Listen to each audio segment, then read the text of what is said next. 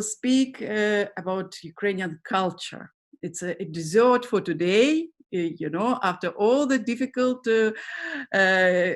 issues, we will speak about something that we really like. You know, it's about Ukrainian culture, and we will speak about Ukrainian culture, let's say, after Maidan, because there are definitely some changes in this direction. And first of all, I would like to ask Rika to start, and then Nadia will continue. Okay, Rika, can you say what changes we have in Ukraine, in Ukrainian? Yes, of course. Actually, the last article in the journal might be a bit something else what you would expect in the cultural pages about Ukraine. But first, I just want to shortly introduce myself and my co-author. I'm Rika, and I have my background in political communication and media in the University of Rotterdam and Amsterdam. And my co-author, who's actually my sister, Zimmer, she has her academic background in cultural studies. So this article is actually based on one of her previous works, where she studied the phenomenon of the rave, or in general, the phenomenon of the alternative club culture as a symptom of political and cultural radical changes, and used Ukraine, and more specifically Kiev, as a case study, because this phenomenon actually emerged right after the events of the Euromaidan. So now, over 6 years later, after the events, this cultural scene, which originally emerged from this rave culture, is known throughout Europe, or actually worldwide, and is even considered as a sort of business card of Ukraine towards young Europeans. And so now, of course, it is interesting to see how a cultural stream like this, which usually implies partying and celebrations, could possibly emerge from such a devastating situation as Ukraine has been in after the Revolution of Dignity and the following events. And for that, you first have to look at the young generation of Ukraine, because you don't have any other youth in Europe which you could compare to the young people that live in Ukraine and the situation that they are in. Because their young years, their adolescent years, they are marked by political instability, by war, all at the same time while they're trying to just live a normal life and trying to work towards their own future, which many, of course, hope to be closer to Europe, or to the European Union. So after the Maidan protests, the cultural life in Kiev, especially in Kiev, was basically non-existent anymore, which of course affects the young generation who just want to live a normal life and do what young people usually do. And what happened next in that situation is actually sums up the essence of the young Ukrainian generation quite well, because they took matters into their own hands and built something pretty amazing from basically nothing. And this is also very unique because this new cultural wave emerged from within the young population, and not, for example, from an institution, like a cultural institution or something. So it's pretty much self-made, and it's also known for its do-it-yourself spirit, kind of. And it started with a very small group of people who just organized themselves and arranged the first events, with local talents in deserted locations such as bridges or old factories or warehouses. And these events were at first constantly endangered to be shut down by local authorities. However, the young people just continued to organize and going to these events, so that this movement continuously grew. And two of the first events were the Schema events and the Cloister events. And nowadays, both are world-renowned names and very well known.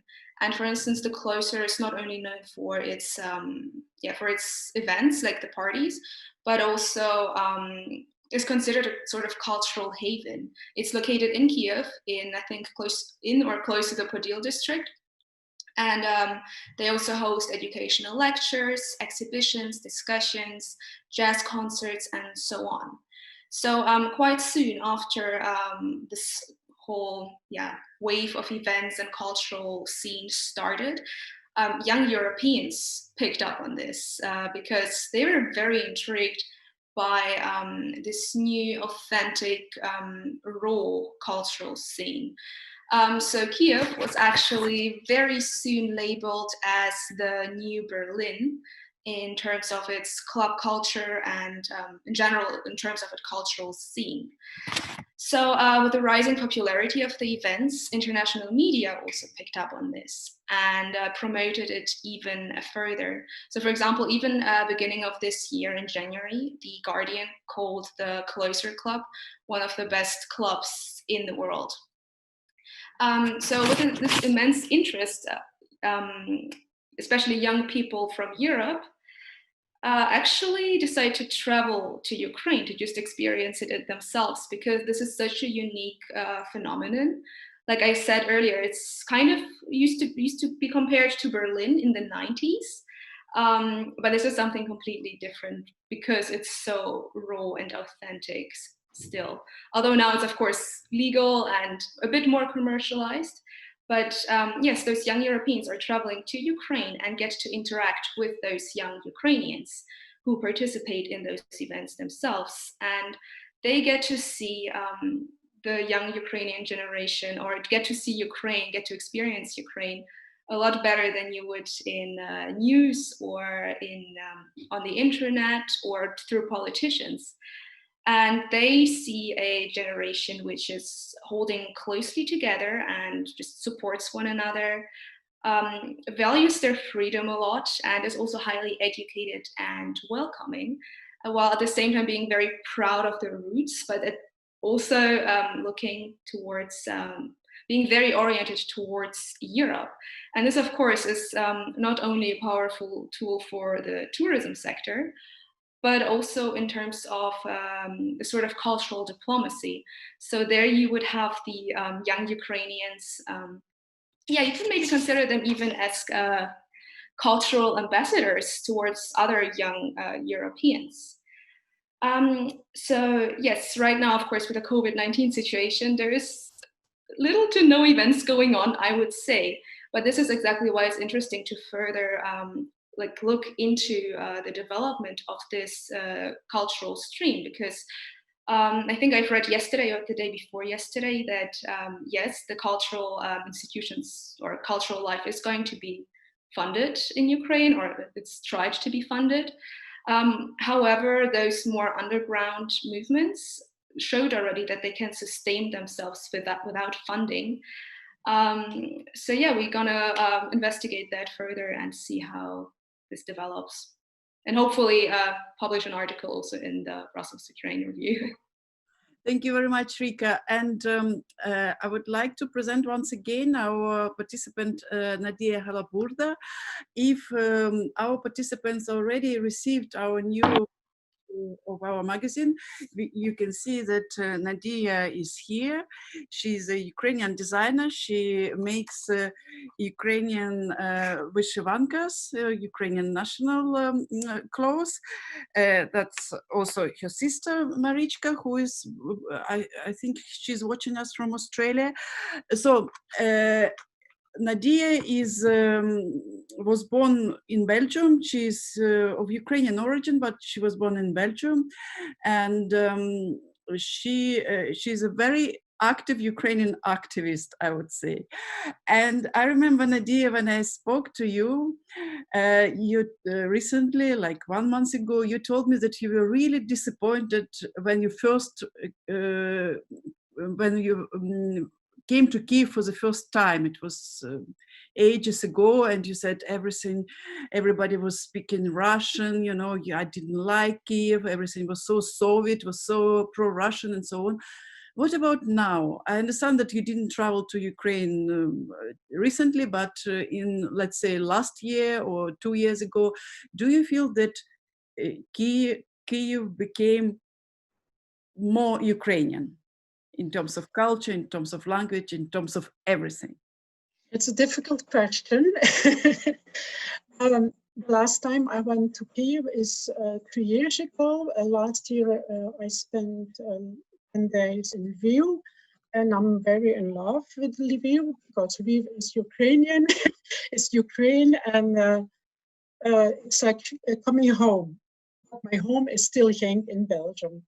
Kyiv, when we went there 3 years ago, we saw some different changes, the Ukrainian language and everything.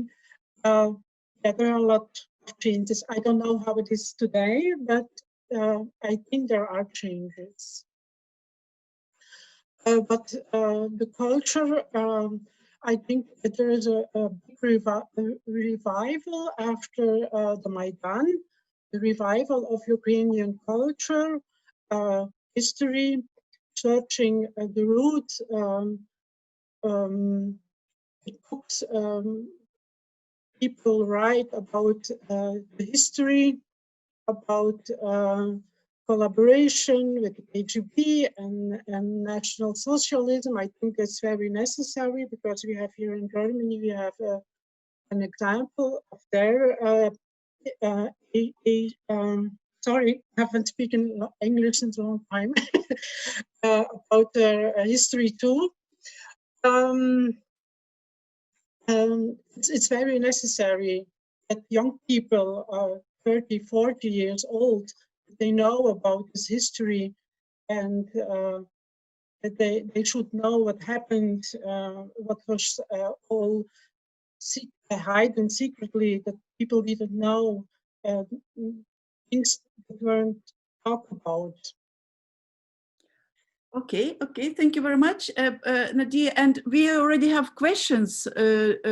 Probably, if you can see them. I'll try to open the chat.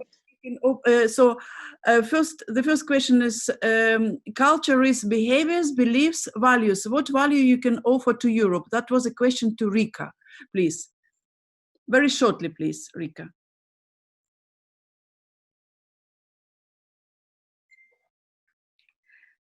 Okay, now you can hear me, right? Okay. Sorry, could you repeat the question again? It's written there. If you can open the chart. Yes, it's the first one, right? Yeah, the first one. Thank you, Rika. Culture is behaviors, beliefs, values. Yeah. Well, in the case of this for the younger generations, for this new stream, it's actually kind of all of this together. Of course, it is behaviors, beliefs, and values.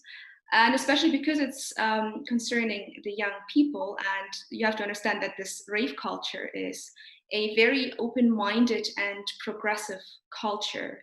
So that also means that the young people, the young Ukrainians, represent this very open-minded, progressive culture towards Europe as well.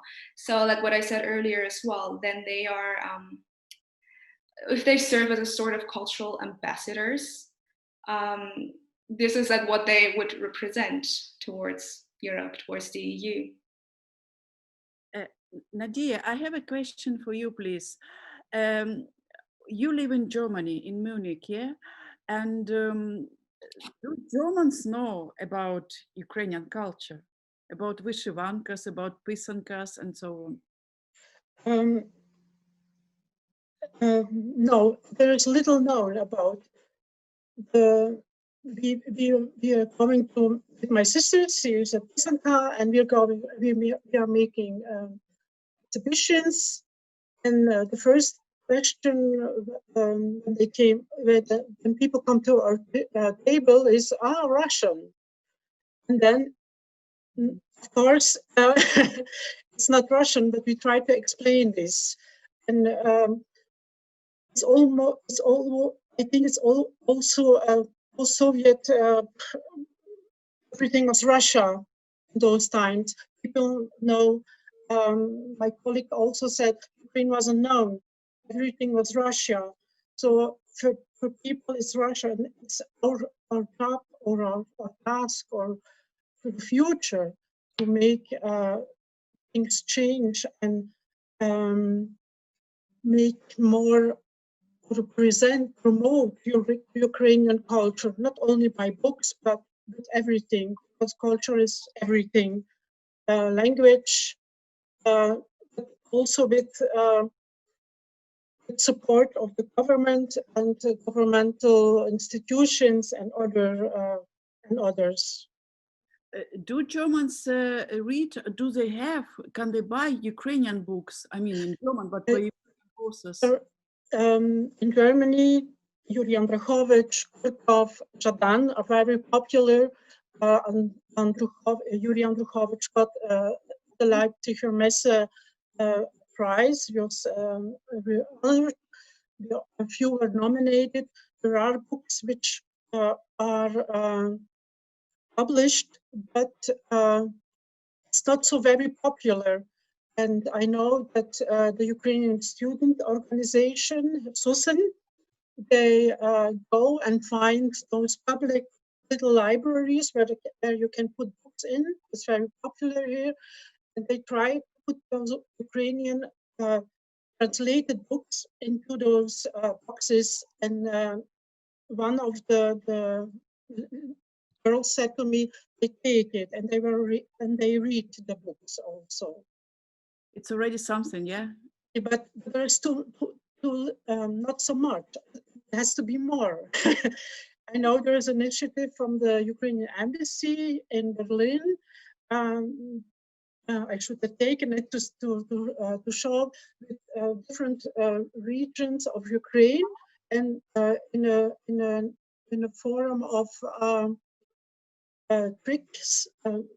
Paintings, and then the explanation of what it is and what region you have, which celebrities, which writers, which Ukrainian statues, people, very important people, and so. And if those books could be published more and given away, it would help a lot. Thank you very much. I think we had a very interesting discussion. I thank all the participants. I thank for all the questions, for all the presentations, and I hope that we will meet regularly, online or offline or both. We will see how it goes. Thank you very much. Have a nice day. Thank you. Bye-bye. Bye-bye.